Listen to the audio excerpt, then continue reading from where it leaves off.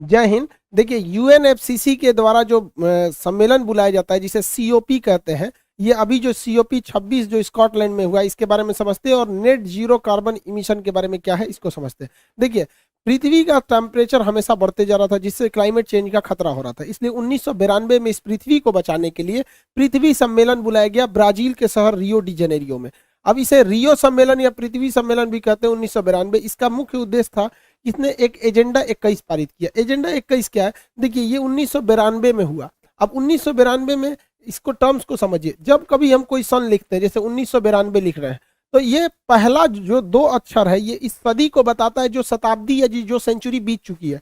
तो 19 लिखा है तो 19 सदी बीत चुकी है, और ये है एक उसके आगे है यानी 20वीं सदी चल रही है। और 20वीं सदी में भी देखिएगा तो ये 8 साल ही बचा हुआ है, यानी 8 साल बाद कौन सी सदी आ जाएगी? 21वीं सदी। जैसे अभी हम लिखते हैं, मान के चलिए 2008 लिखते हैं, तो ये वह सदी है जो बीत चुकी है, यानी 20 सदी बीत चुकी है, और उसके आगे भी है यानी एक और आगे, तो 21वीं सदी। तो इन्होंने देखा कि 1992 में हम लोग 19वीं सदी जी चुके, 20वीं सदी में बस 8 साल बचा हुआ है, यानी कौन सी सदी आने वाली थी? तो 21वीं सदी आने वाली थी। तो 21वीं सदी को बचाने के लिए इन्होंने एजेंडा 21 पारित किया था और कहा था कि पृथ्वी को बचाना हर हाल में जरूरी है, क्लाइमेट चेंज से दिक्कत हो जाएगा। तो इसकी जिम्मेदारी इस सम्मेलन में दे दिया गया यूएनएफसीसी को। यूएनएफसीसी का फुल फॉर्म होता है United nation framework convention on climate change. इसी की पूरी जिम्मेदारी देगी कि भैया तुम्हारा ही काम है कि पर्यावरण का ध्यान रखना। अब इसमें क्या है कि उस यूएनएफसीसी में 193 मेंबर देश बने सब। इसका मुख्य उद्देश्य था कि पृथ्वी के टेम्परेचर को हम 2 डिग्री सेल्सियस से ज़्यादा नहीं बढ़ने देना है, उससे कम ही रखना है। इसमें हर साल बैठक बुलाई जाने लगी। तो ये बैठक बुलाना जरूरी था ताकि इस बात का गहन चिंता और चिंतन किया जा सके कि कितना काम हुआ है। तो इसके सम्मेलन को ही सीओपी बोलते हैं, कॉन्फ्रेंस ऑफ पार्टीज। पार्टीज मतलब कौन कौन देश इसमें शामिल है, तो कॉन्फ्रेंस ऑफ पार्टीज को ही शॉर्टकट में सीओपी कहते हैं।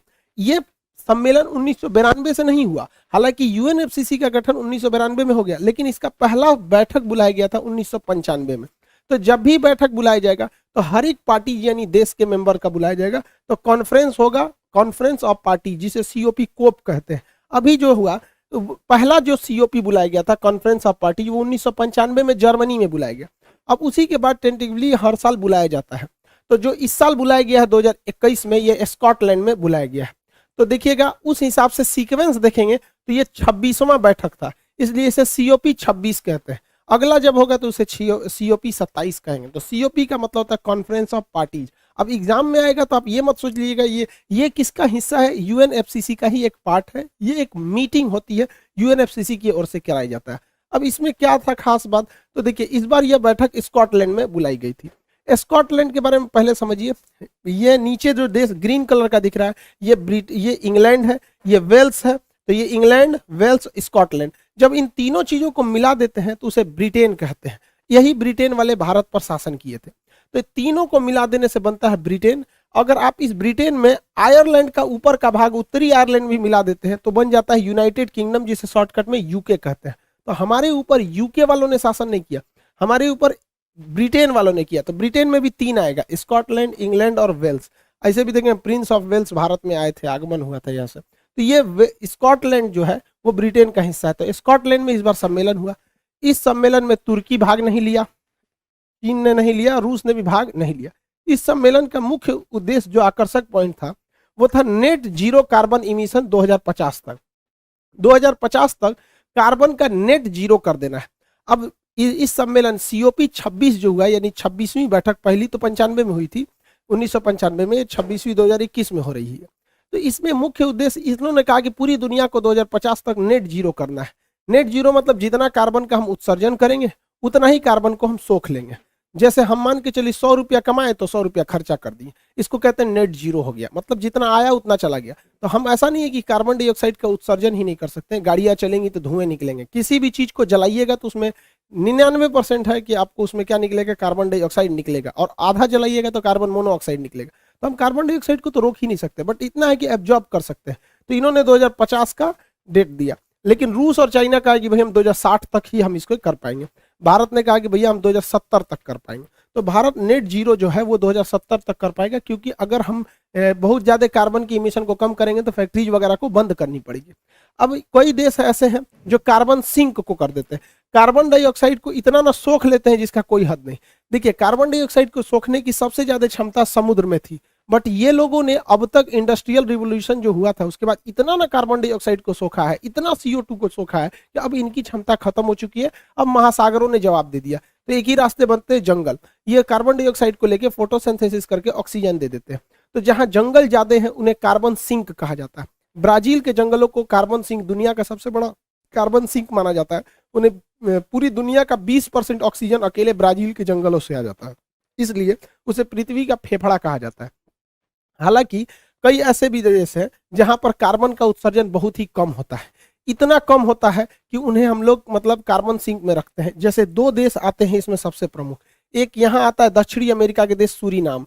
ये सूरीनाम में कार्बन सिंक बहुत ज्यादा है, यहाँ पे कार्बन का उत्सर्जन एकदम नेट जीरो अभी हो चुके हैं, ये लोग नेट जीरो हो चुके हैं। और यहाँ भारत का पड़ोसी राज्य भूटान की बात करेंगे तो ये नेट जीरो तो है ही है, ये कार्बन निगेटिव है, यानी इसके पास कार्बन जितना उत्सर्जित होता है उससे ज्यादा ही उसको सोख लेता है। और अगल बगल भारत से भी जो CO2 उड़ के जाता है, चाइना से जाता है, नेपाल से जाता है, उसको भी ये सोख लेता है। तो अभी कार्बन डाइऑक्साइड के मामले में सबसे बेहतर देश है भूटान। देखिए, CO2 का सबसे ज्यादा अगर उत्पादन का देखेंगे, उत्सर्जन कौन करता है, तो वो अमेरिका करता है। 27% CO2 वो निकालता है। रीजन क्या है, वहां पे फैक्ट्रीज बहुत ज्यादा है, जितनी फैक्ट्री चलेंगे उसमें से धुआं निकलेगा, CO2 का उत्सर्जन ज्यादा होगा। डोनाल्ड ट्रंप तो कहते कि हम इस CO2 को मतलब कोप सम्मेलन से ही बाहर आ जाएंगे। तो जो बाइडेन बहुत अच्छा है जो इस मैटर पे आया है। चाइना जो है वो 14% सेकेंड नंबर पे है, थर्ड नंबर पे भारत आता है 7% पे।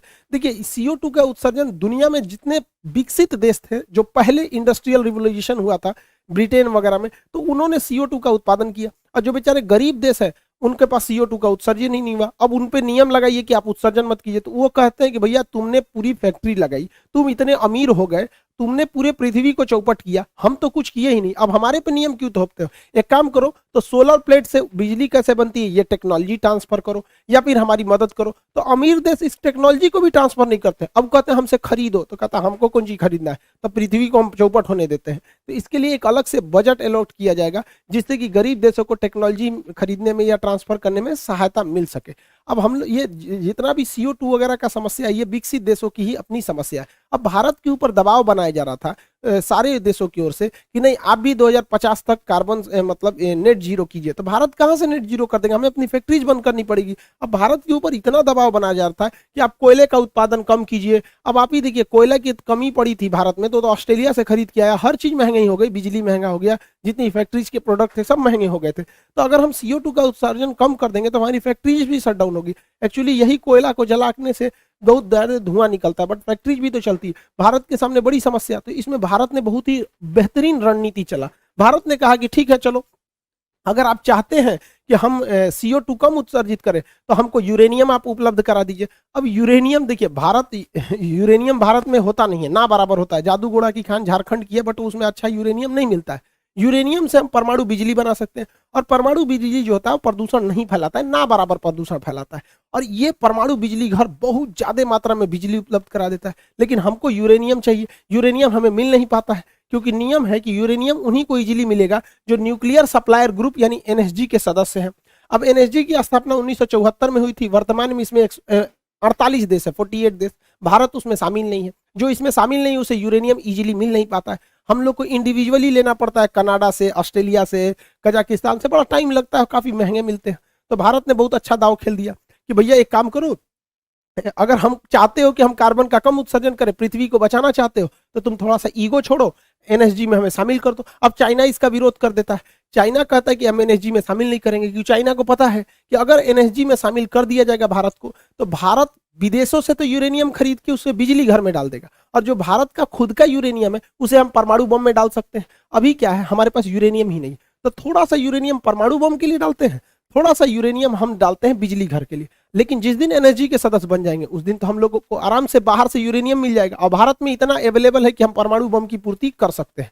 अब भारत के ऊपर लो दबाव बनाओ, तो भारत ने साफ कह दिया कि दुनिया हमें NSG का सदस्य बनाए, हम 2050 तक कार्बन फ्री मतलब नेट जीरो पे हम आ जाएंगे। अब चाइना इस पे अड़ंगा लगाता है। चाइना कहता है नहीं, पहले भारत NPT पर साइन करे। NPT का मतलब होता है न्यूक्लियर नॉन प्रोलिफरेशन ट्रीटी, मतलब हम कभी भी अपनी परमाणु को, मतलब परमाणु टेक्नोलॉजी को दूसरे को साझा नहीं करेंगे, और ना ही हम परमाणु बम को रखेंगे। परमाणु बम हम नहीं बनाएंगे, बल्कि हम परमाणु ऊर्जा को रखेंगे। तो ये नियम बनाया गया था 1968 में। भारत इस पर साइन नहीं किया क्योंकि भारत ने परमाणु बम बना लिया। एक्चुअली ये भेदभाव वाली संधि थी। इसमें कहा गया था कि 5 देश परमाणु बम रख सकते हैं।